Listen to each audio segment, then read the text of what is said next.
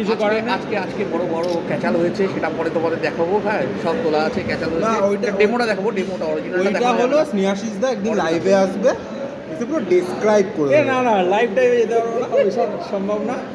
বিয়ে বাড়িতে বিরাট ক্যাচাল, বিয়ে বাড়িতে বিরাট ক্যাচাল। বাবা দেখ দেখ ওদিকে ওদিকে ওদিকে আজকে ব্লগ করবোই আমি ভাই। দেখ তুই আমার ভিডিও ধরা দিয়েছে, তোদের কি হয়েছে? শোনো শোনো শোনো, হ্যাঁ হ্যাঁ হ্যাঁ, এইভাবে কাজ হয় না।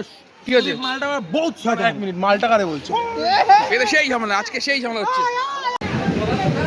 বৃষ্টির মধ্যে বেরিয়েছিলাম, বৃষ্টির মধ্যে বেরিয়ে একটু ছিটে ফোটা জল পড়েছে, গিম্বেলটাও একটু ভিজেছে। আমি আজকে সকাল সকাল চলে এসেছি আরেকটা বেঙ্গালি ওয়েডিংয়ে, আর আজকের কাজটা সুমনদার। হাই, এসছি অনেক সকালে এসছি কাজটা করতে। মোটামুটি আজকে এমন একটা ওয়েডিংয়ে এসেছি যেই ওয়েডিংয়ে এসে বুঝতে পারছি না যে কি কাজ করব। অনেক দিন পর এরকম একটা কাজ এলো। ওয়েদারটা সকাল থেকে খুবই ভালো, আসার সময় খুব ভালো ওয়েদার মনে হচ্ছিল। এখন একটু আকাশটা খুব মেঘমেঘ করে আসছে, বৃষ্টি হতে পারে। তো তার আগে কাজটা গুটিয়ে গেলে ভালো হয়, কমপ্লিট হয়ে গেলে, জল ভরাটা হয়ে গেলে খুব ভালো হয়।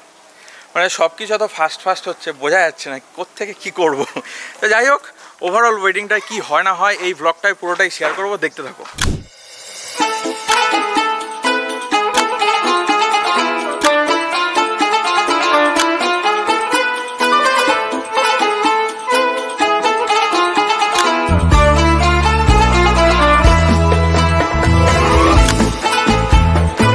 ক্যামেরা গ্যাজেট সব রেডি, আজকে সুমনদা আমার ভিডিও ধরিয়ে দিয়েছে।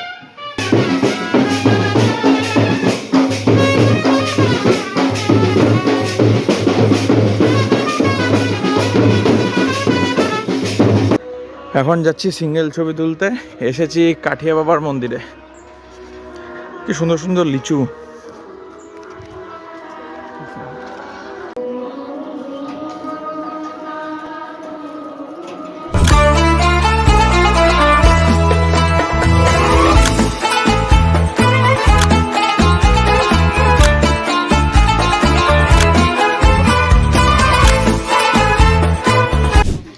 বিয়ে বাড়ির এই ডালটা কি দিয়ে বানায় আমি জানি না, কিন্তু দুর্দান্ত হয়।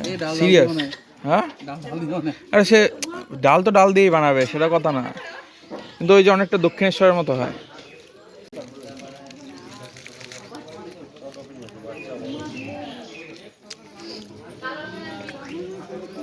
এত খাটাখাটনি করেছে, পরিশ্রম হয়ে গেছে খুব। ও হেভি হেভি হেভি খাটানি।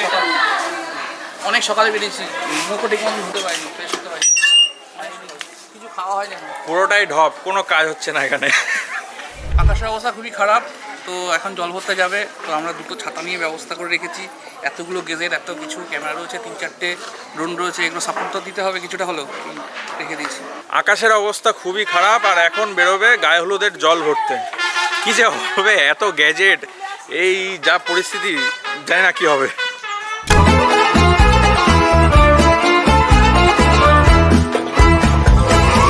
বৃষ্টির মধ্যে বেরিয়ে একটু ছিটে ফোটা জল পড়েছে, গিম্বেলটাও একটু ভিজেছে। আমি সোজা ব্যাকে চলে এসেছি।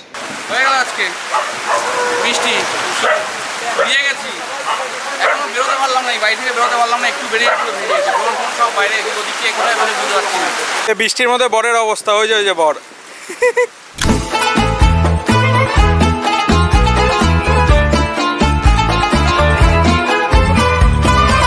এই কাকারা সব বেরিয়েছিল গায়ে হলুদের জল ভরতে, সব ভিজে গেছে, ভিজে আবার উল্টো দৌড় মেরেছে।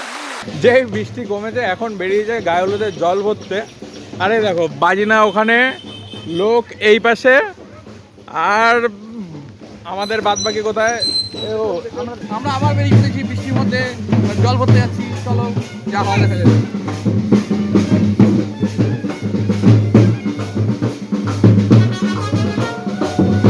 এই বৃষ্টি আর এই রোদ, আর এই রোদ থেকে বাঁচতে, গরম থেকে বাঁচতে, একটু হাওয়া দিয়ে যা, হাওয়া দিয়ে যা, হাওয়া দিয়ে যা। ও হেভি কাজ হবে, হেভি কাজ হবে। ভাগ্য ভালো আমাদের ড্রোন ছিল, ড্রোন না থাকলে আমরা কি করতাম? ড্রোন অপারেটর দেখো, হাত দেখা, ড্রোন না থাকলে আজকে কি হতো? অবস্থা খারাপ, উপরে কে নামবে, ধান করবো।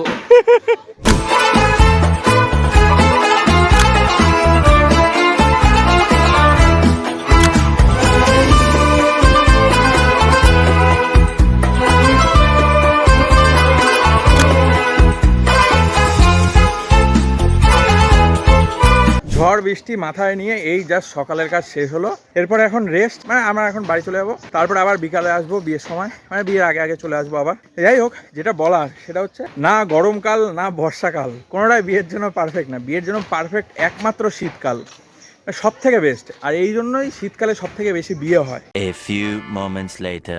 সকালে মোটামুটি যেমন তেমন করে কাজটা হয়ে গেলেও সমস্যা শুরু হলো এবার। প্রথম সমস্যা, মারাত্মক বৃষ্টি। এইভাবে সব প্লাস্টিক দিয়ে পেঁচিয়ে তবে আসতে পারলাম কি। গিম্বেলের ব্যাগেরটা এরকম প্লাস্টিক দিয়ে পেঁচানো, অক্টার ব্যাগটা অত বড় প্লাস্টিক পাইনি।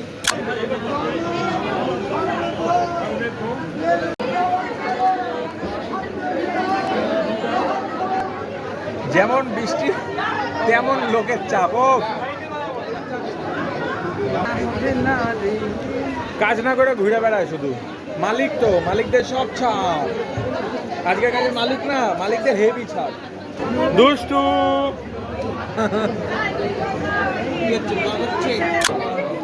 এই যে বোর্ডের অবস্থা আজকের।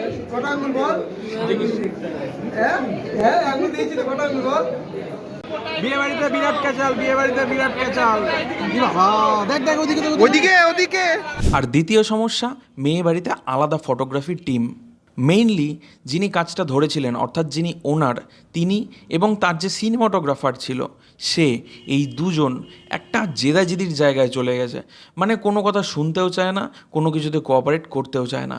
আর বিয়েবাড়ির কাজে গিয়ে যদি কোঅপারেট না করে তাহলে আলটিমেটলি ব্রাইড আর গ্রুমের যে মেমোরিজটা আমরা ক্যাপচার করছি সেটাতেই ইম্প্যাক্ট পড়ে। এই যে দেখো, এই ক্লিপটায় আমি একেবারে পেছনে চলে গেছি, ঠিক আছে, কোনো অসুবিধা নেই, কিন্তু ওই যে সামনে যে দাঁড়িয়ে আছে ও হলো ওই সিনেমাটোগ্রাফার। ও একেবারে বনগা লোকালে যেমন ধাক্কাধাক্কি করে সেভাবে ধাক্কা মেরে পিছনে ফেলে দিচ্ছে, যাতে করে একেবারেই কোনো কিছু যাতে না নেওয়া যায়। যিনি ওনার তিনি মেয়েবাড়ির সম্পর্কে আত্মীয়, তাই কিচ্ছু বলা যাচ্ছিল না। তবুও চেষ্টা করছিলাম যাতে মিলেমিশে কাজটা করা যায়, কিন্তু কোনোভাবেই ওই বাড়ির যে সিনেমাটোগ্রাফার সে করতে দিচ্ছিল না, এবং সে ইন্টেনশনালি চাইছিল যাতে আমরা ওখানে কাজ না করতে পারি।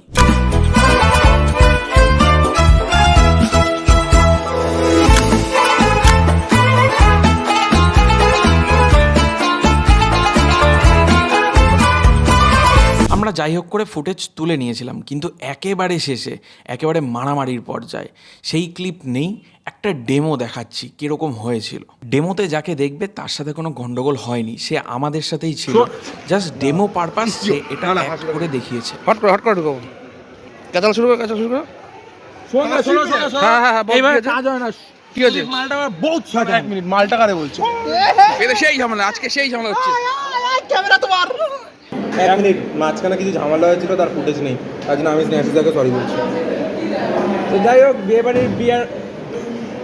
বাড়ির বিরাট গন্ডগোল শেষ, এখন আমরা খেতে বসেছি। যাই হোক, আর আবার সেই একই মেনু, এই যে মেনু কার্ড, একই মেনু না আগের বিয়ে আর এই বিয়ে অলমোস্ট একই মেনু, কাইন্ড অফ একই মেনু। যাই হোক, বিয়ে বাড়ির বিরাট গন্ডগোলের যে ফুটেজ, সেই ফুটেজ আমি নিতে পারিনি। এই যে সুদীপ নিতে পারেনি, কিছু করে না। আজকে বড় ক্যাচাল হয়েছে, সেটা পরে তোমাদের দেখাবো। হ্যাঁ, সব তোলা আছে, ক্যাচাল হয়েছে, ডেমোটা দেখাবো, ডেমোটা অরিজিনালটা ওইটা দেখাবো। হলো স্নেহাশিসদা একদিন লাইভে আসবে, এসে পুরো ডেসক্রাইব করে না লাইভ টাইমে যেতে পারবো না, ওইসব সম্ভব না। মানে ভিডিও থাকলে এডিট ফেডিট করে কাটাকাটি করা যায়। যাই হোক, ওর ফুটেজ এখনো অবধি পাইনি, ঠিক আছে, কেউ তুলেছে কিনা জানি না। তবে হ্যাঁ, বিরাট একটা গন্ডগোল হয়েছে বিয়ে বাড়িতে। এই বিয়েটার ঝামেলাটা এত দূর গড়িয়েছিল যে রিসেপশনে 7 জন নিয়ে এসেছিল। ওদের কথা ছিল 3 জন আনা, 7 জন নিয়ে এসছে, কেন জানি না। তাতে ব্রাইড গ্রুম দুজনেই বেশ অসন্তুষ্ট ছিল, প্লাস দুপুর থেকে এসে বসেছিল। রিসেপশনে কে দুপুর থেকে এসে বসে থাকে জানা নেই। মেইন বিষয়টা হলো ফটোগ্রাফি বুক করার সময়, স্পেশালি বিয়েবাড়ির ফটোগ্রাফি বুক করার সময় বোথ সাইড বুক করবে, তাতে করে অনেক বেনিফিট আছে। এক তো টাইম অনেকটা বাঁচানো যায়, 2 প্রি ওয়েডিংটা খুব সুন্দর করে করা যায়, 3 এরকম কোনো কম্পিটিশান থাকে না। দেখো, আমরা যারা একটু পুরনো, অর্থাৎ একটু বেশি দিন ধরে ফটোগ্রাফি কাজ করছি, তারা কোঅপারেট করে কাজ করার চেষ্টা করি, এবং আমরা যেখানে যাই সেখানে যথেষ্ট কোঅপারেট করেই কাজ করি, মিলেমিশে কাজটা করার চেষ্টা করি। যারা একদম নতুন, যারা একদম ফ্রেশ, তাদের কাছে একটা কম্পিটিশান থাকে, তাদের একটা ধারণা থাকে যে সে বেটার, তাকে কেউ গুরুত্ব দিচ্ছে না কিন্তু সে বেটার, এরকম একটা ধারণা থাকে। তো সে তার সেই সেলফ ইগো প্রবলেম থেকে এই কম্পিটিশানগুলো তৈরি করে। আলটিমেটলি লসটা তোমাদেরই হয়। কিভাবে হয়? এই যে তোমাদের যে ফটো ভিডিও এর উপর তো ইম্প্যাক্ট পড়ছে, কম হোক আর বেশি হোক ইম্প্যাক্ট পড়ছেই। তো ক্ষতিটা তোমাদের হবে। এদের এই যারা কাজ করে যাচ্ছে তাদের কিচ্ছু হবে না। আমাদের কাছে একটা রেসপন্সিবিলিটি থাকে, আমরা তাই কোনো না কোনো উপায়ে সেটা বের করে নিই, কোনো অসুবিধা হয় না। কিন্তু যারা নতুন তারা তো বিষয়টাতে পিছিয়ে যায় না।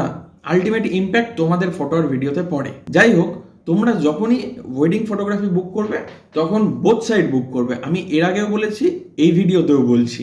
আর যদি পুরো বিষয়টা একটু ঝামেলার মনে হয় তাহলে আমাদের মতো যারা ফুল ইভেন্ট কন্ট্রাক্ট নিই তাদের সাথে যোগাযোগ করতে পারো। তাতে করে তোমার পুরো বিষয়টা একটা সিস্টেমিক ওয়েতে চলবে, এরকম কোনো ফালতু ঝামেলা হবে না। তো যাই হোক, এই ভিডিওতে রিসেপশনের আর কোনো ভ্লগ করিনি, কারণ আমাদের কাছে রেসপন্সিবিলিটি আছে। তো সেই কাজটাকে যেভাবে হোক আমাদেরকে আগে প্রায়োরিটি দিতে হবে, তাই এখানে আর কোনো ভ্লগ হয়নি। আজকের মতো ভিডিও এখানেই শেষ করছি। দেখা হচ্ছে নেক্সট ভিডিওতে। ততক্ষণ সবাই ভালো থেকো, সুস্থ থেকো।